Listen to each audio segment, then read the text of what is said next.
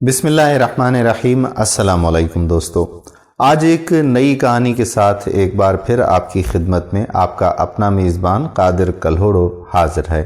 امید کرتے ہیں کہ آپ خیر و عافیت سے ہوں گے۔ جناب، ایک آدمی کے 4 بیٹے تھے۔ وہ چاہتا تھا کہ اس کے بیٹے یہ سبق سیکھ لیں کہ کسی کو بھی پرکھنے میں کوئی جلد بازی کا مظاہرہ نہ کریں۔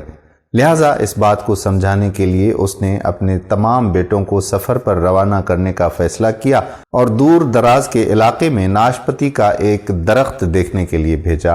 ایک وقت میں ایک بیٹے کو سفر پر بھیجا کہ جاؤ اور اس درخت کو دیکھ کر واپس آ جاؤ۔ باری باری سب کا سفر شروع ہو گیا۔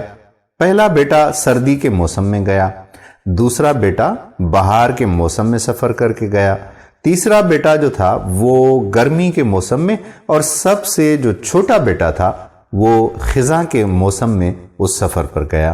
جب سب بیٹے اپنا اپنا سفر ختم کر کے واپس لوٹ آئے تو اس آدمی نے اپنے 4 بیٹوں کو ایک ساتھ طلب کیا اور سب سے ان کے سفر کی الگ الگ تفصیل کے بارے میں پوچھنا شروع کیا۔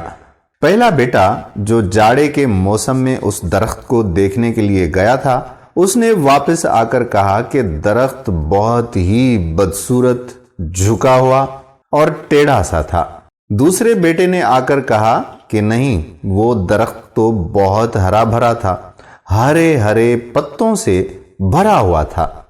تیسرے بیٹے نے ان دونوں سے اختلاف کیا کہ وہ درخت تو پھولوں سے بھرا ہوا تھا اور اس کی مہک دور دور تک آ رہی تھی، اور یہ کہ اس نے اس سے پہلے اتنے حسین منظر پہلے کبھی نہیں دیکھے تھے۔ سب سے چھوٹے بیٹے نے اپنے سب بڑے بھائیوں سے اختلاف کا مظاہرہ کیا کہ وہ ناشپاتی کا درخت تو پھل سے لدا ہوا تھا اور پھل کے بوجھ سے درخت زمین سے لگا زندگی سے بھرپور نظر آ رہا تھا۔ یہ سب سننے کے بعد اس آدمی نے مسکرا کر اپنے 4 بیٹوں کی جانب دیکھا اور کہا کہ تم 4 میں سے کوئی بھی غلط نہیں کہہ رہا، سب اپنی اپنی جگہ پر درست ہیں۔ بیٹے باپ کا یہ جواب سن کر بہت زیادہ حیران ہوئے کہ ایسا کس طرح ممکن ہے۔ باپ نے اپنی بات جاری رکھتے ہوئے کہا کہ تم کسی بھی درخت کو یا کسی بھی انسان کو صرف ایک موسم یا ایک حالت میں دیکھ کر کوئی حتمی فیصلہ نہیں کر سکتے۔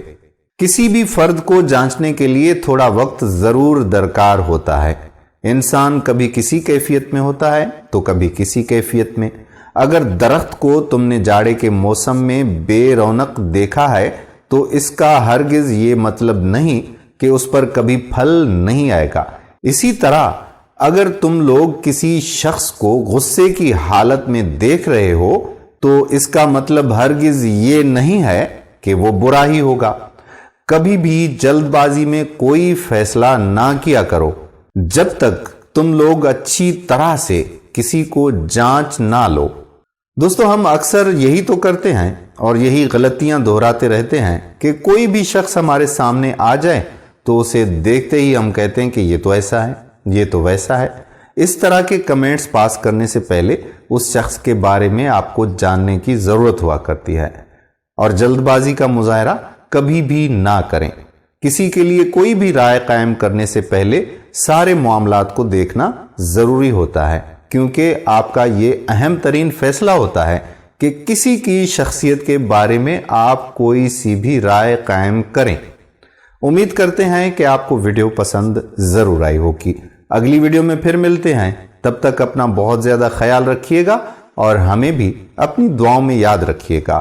اللہ حافظ۔